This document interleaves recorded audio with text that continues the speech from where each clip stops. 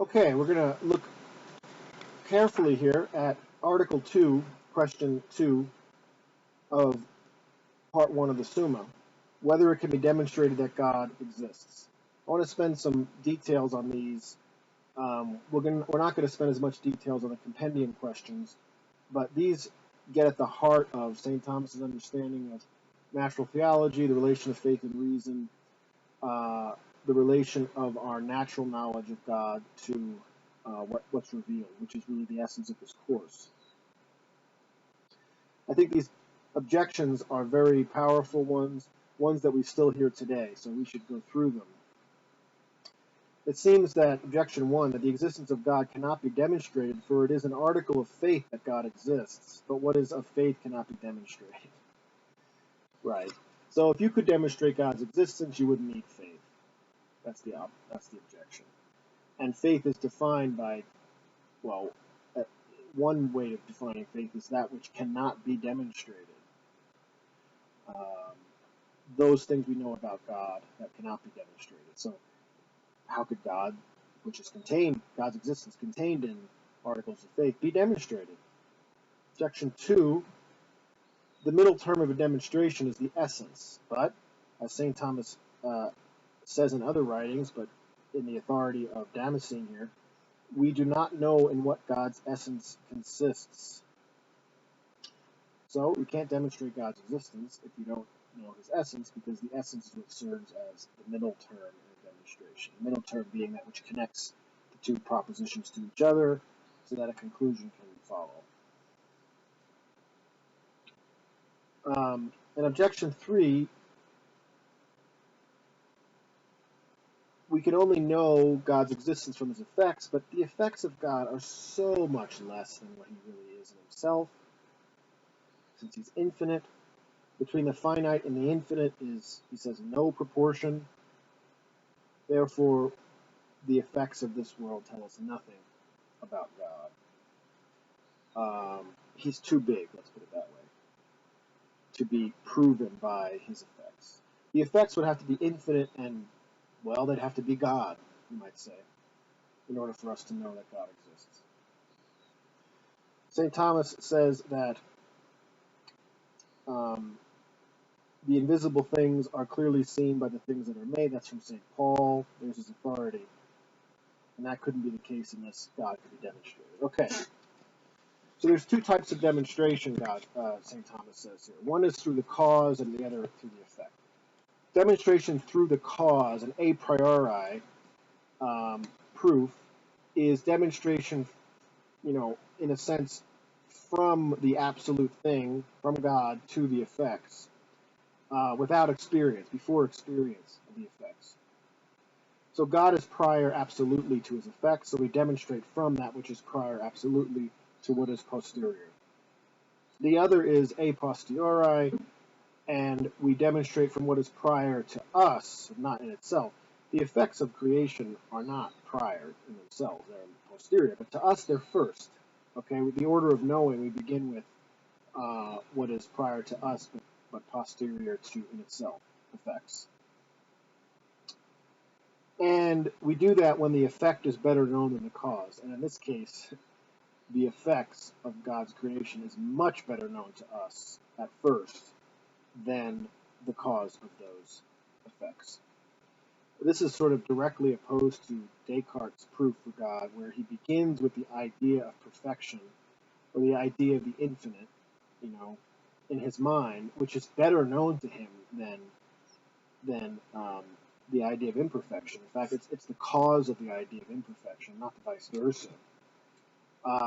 And because we begin with what's prior to us, it's also what's prior in itself, the idea of perfection. So in a sense, Descartes giving us an a priori proof for God's existence there. There's a sense in which we are saying that the effect of God is the idea of perfection in us, Descartes is saying, but we're sort of beginning with our own idea of God, and as better known, as first better known to us, whereas for St. Thomas, the idea we have of God comes later, much later, and is the least thing we know in the beginning. So there's the difference with Descartes. Okay.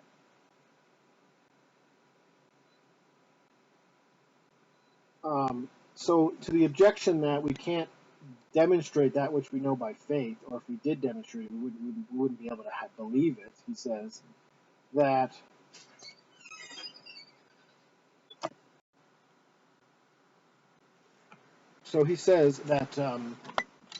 he says here that the things that we can know about God, his existence and other things, are not articles of faith, but preambles to the articles, he says. Preambula fide. Faith presupposes some natural knowledge. It's not self-evident, or it's not. Sorry about the pauses there. I just have to pause it sometimes when people are coming in my home office here, namely my daughter and her friend doing laundry. In any event, he says there's nothing to prevent a man who cannot grasp a proof accepting as a matter of faith something which in itself is capable of being scientifically known and demonstrated. So, St. Thomas says in other areas that the vast majority of human beings could not prove God's existence. They couldn't do the work for that. They didn't have the education. They don't have the virtues. They don't have the leisure time to be able to work out, metaphysical proofs for the existence and attributes of God. Even if they could, it still wouldn't be saving truth of God, and it wouldn't necessarily even lead to the act of faith. I mean, that's something to think about. When you say preambula fide, is it that, going through these arguments in your mind for God's existence and his goodness and his eternity and his incorporeality, are these somehow dispositive arguments to then go to the act of faith, receive God in faith? Not necessarily. There's not a necessarily relation between these proofs and faith. I don't see how they can hurt your faith, and they could also, give your mind a kind of satisfaction in knowing that the things that it does believe by faith, there's also a foundation for those beliefs in reason. They're not against reason. That would make it very difficult because reason itself is an authority for us. God gave us reason, so we wouldn't want to have a kind of disjunct or tension, a fundamental tension between what we know by faith and what our reason tells us. So there has to be a bridge and a continuity there, and so maybe that's what good they are. Okay, and then for the objection that we don't know the essence of God, and so we don't have a middle term for demonstration, St. Thomas says we don't have to have essential knowledge of the thing we're trying to demonstrate. We can have a nominal definition, basically.